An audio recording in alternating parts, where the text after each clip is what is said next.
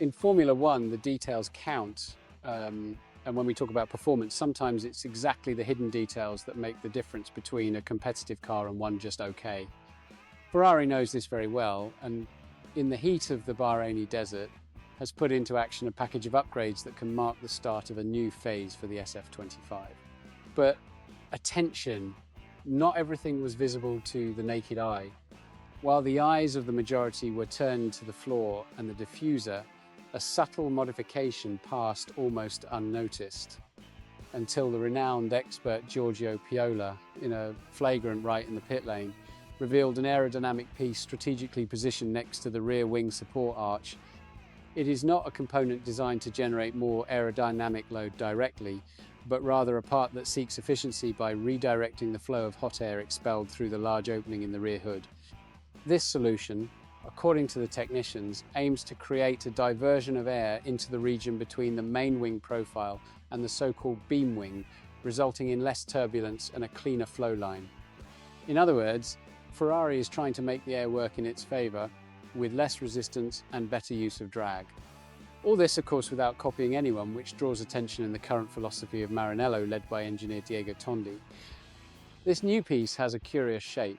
Its two small flaps curve downwards, connected by a triangular fairing.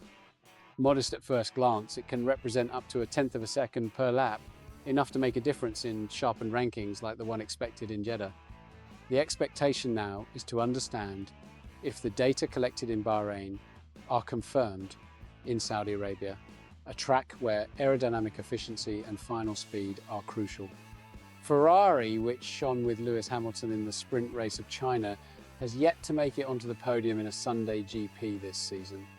The anticipation of updates originally planned for Miami has shown that the Italian team does not want to wait any longer. However, the big turn can come between Imola and Barcelona, where more heavy upgrades are scheduled. The question that remains is the SF25 in fact finding its competitive identity?